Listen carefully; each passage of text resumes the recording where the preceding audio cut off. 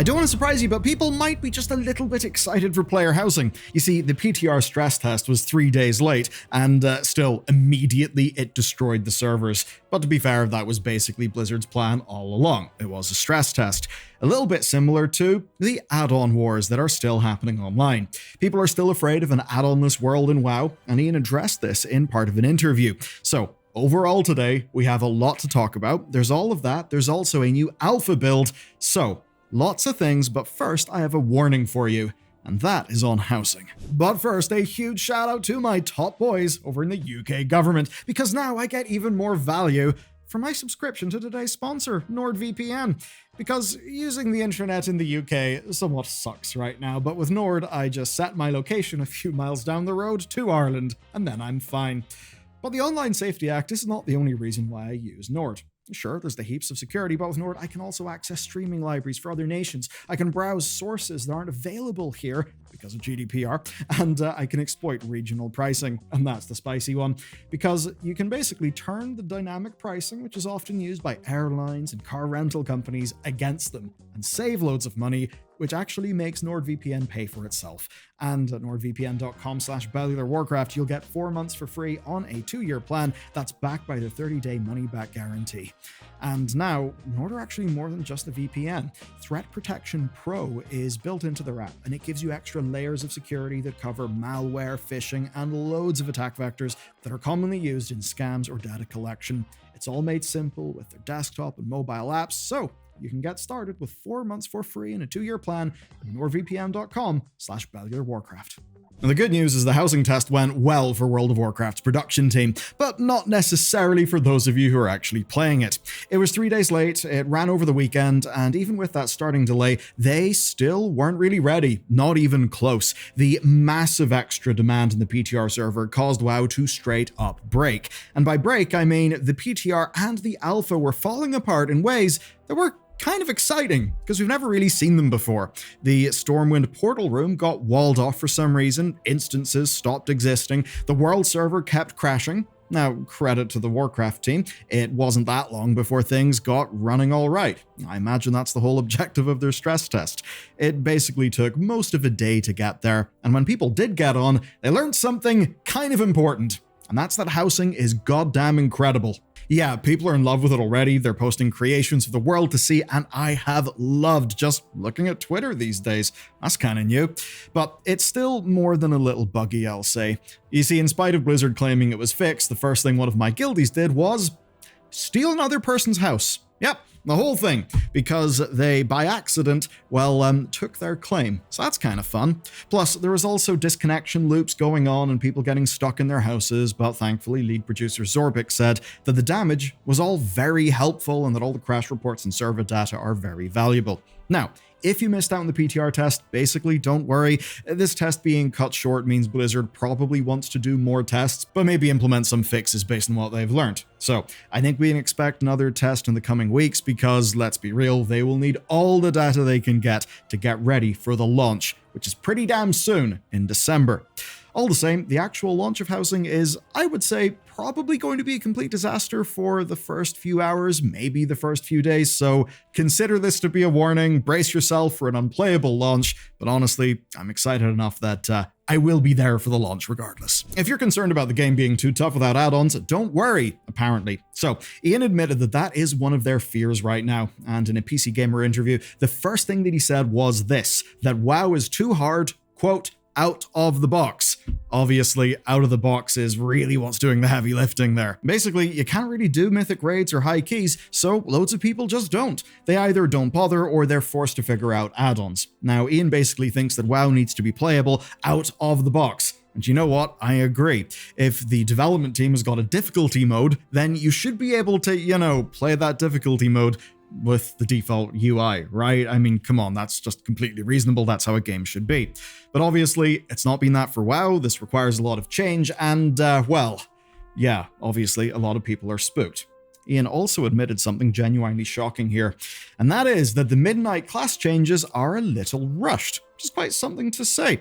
Basically, they only started over the last few months as a response to the add-on removal. So to me, this feels like an old startup adage that essentially you are building your airplane after you have jumped off the cliff. And it basically turns out Blizzard are kind of playing this whole thing by ear, feeling it out as they go, and I think that explains a lot about how messy everything can feel.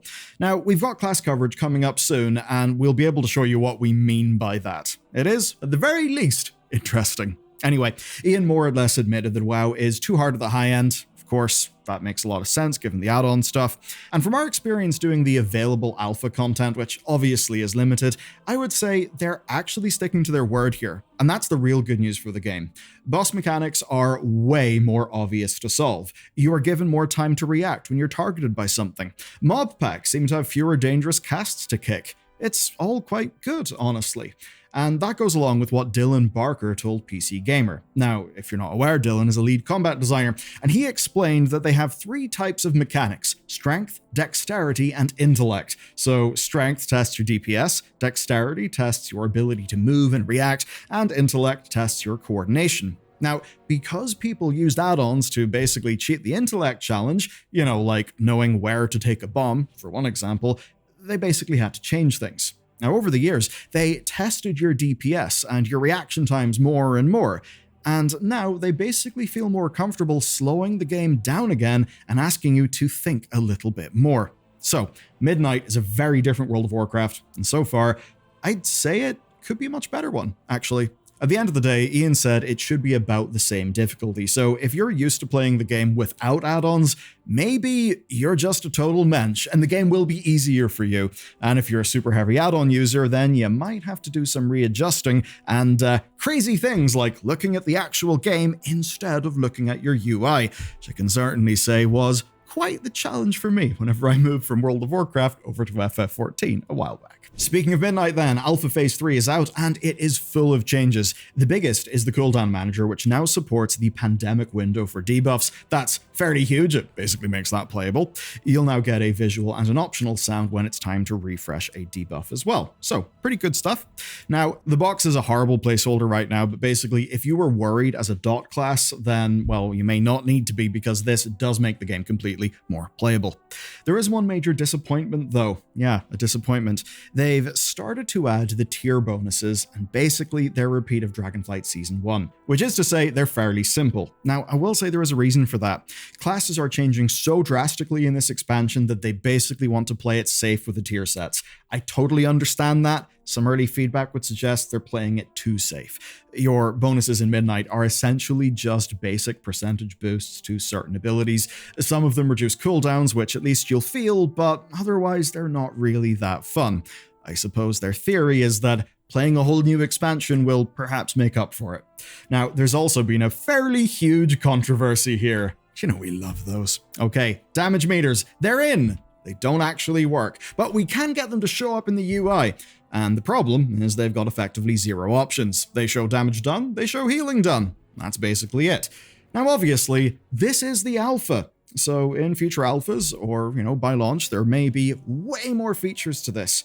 But Blizzard actually does need to be careful here. They really do need to get this right. And that's because damage meters are actually for more than just managing DPS. They've evolved to track interrupt usage, damage done to individual mobs, and of course to track where incoming damage is coming from.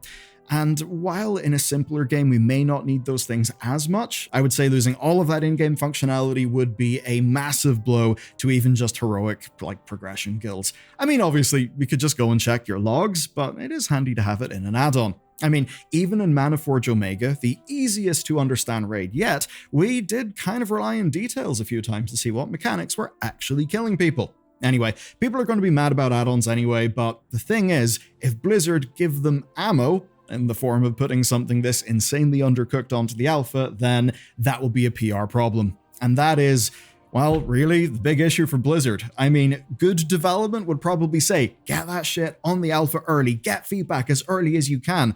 But the public relations side, well, it would say, if you put something in that's undercooked for the sake of getting feedback, people will then be able to use the fact it's undercooked as ammunition against you, which Blizzard obviously won't want.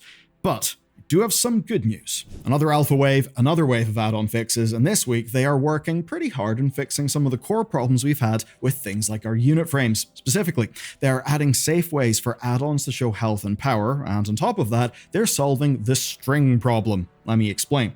Now, add-ons are going to be able to actually manage things like, say, shortening a number and maybe even names. So as an example, if there's someone in your guild and you just want them to be called Big Chungus, maybe you'll be able to do that.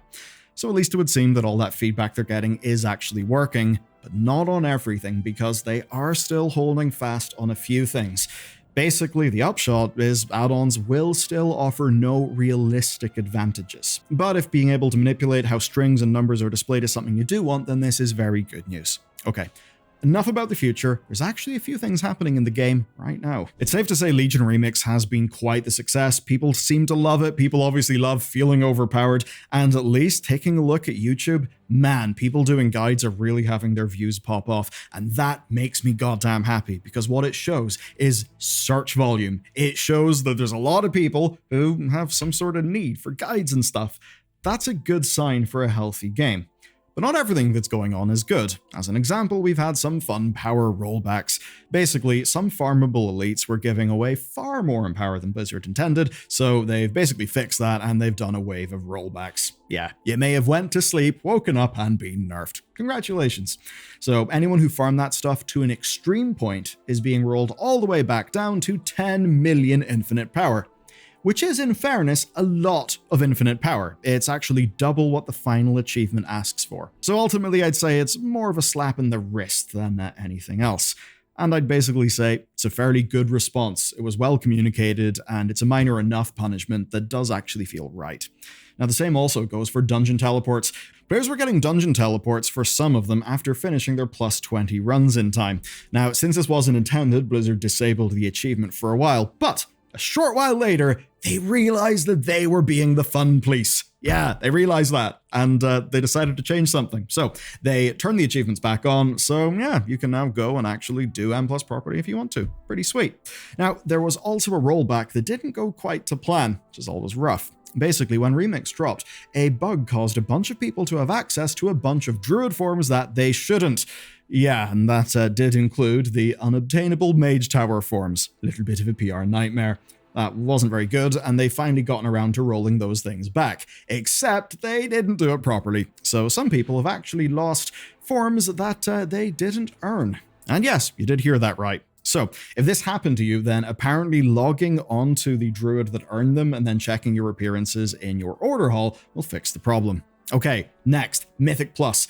It's had some major gearing changes. You see, before, you could skip dozens and dozens of hours of grinding by just getting carried. Now, you see, that's because Mythic Plus dropped fixed item level gear. So you could just get 4 absolutely juiced gigapumpers. And, well, they could carry your fresh little newbie through, say, a plus 30. And then you'd get a bit of item level 675 gear, which was rather good. But not Blizzard's intended way to gear up. So now the fixed drops have been removed, but instead they drop way more motes instead. So that does actually make it a fairly worthwhile way to farm up those motes. Finally, for Remix then, the tank meta is being challenged. So DPS and healing specs are getting a flat 20% increase to all damage from their artifact traits. And on top of that, Dreadlord Supremacy is being shaken up. It's been a little bit nerfed, but the Arcane and Light trees are being massively buffed to try to compete with them. And apparently they are planning even more changes to rebalance Remix along those lines, but they are basically going to do those for Phase 2's launch, which pretty much will be this week. Maybe even it will be out by the time you watch this video. Now, there's also a ton of other bug fixes and minor changes, like as an example, this fun one, which is kind of huge for anyone on alts or who is still not level 80. And that's because the first random dungeon you do each day will offer you a substantial chunk of bonus XP. Okay, that's it for the news this week. Legion Remix Phase 2 and Alpha Phase 4 will be dropping soon, so obviously I'll be back with updates. And while you wait, did you know that elves are an absolute state? They are ridiculous creatures, they're basically the most dangerous people on Azeroth, and we're still picking up after their shit. Yeah, so this is a lore video. You should watch it here. It's really fun. I think you'll enjoy it. And you'll accidentally learn 20,000 years of elf history.